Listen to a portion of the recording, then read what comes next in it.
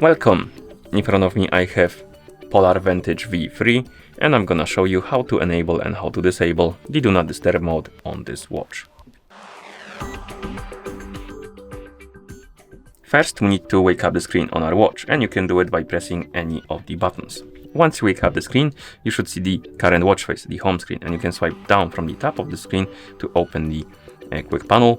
And on this panel you should see a bunch of icons, and one of them should look like this, like the moon icon, and this is the Do Not Disturb mode icon.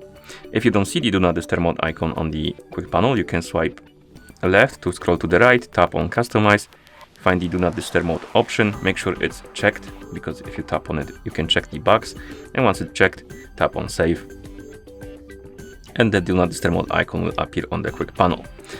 Okay, to enable the mode, find the Do Not Disturb mode icon, select it, and then tap on it, and the status will change to on. The icon will get highlighted, which indicates that the mode is enabled, and then you can swipe up on the screen to close the quick panel, and now the mode is enabled. And to disable the mode, simply open the quick panel, find the Do Not Disturb mode icon. For some reason it was turned off. That was weird, so let's turn it on.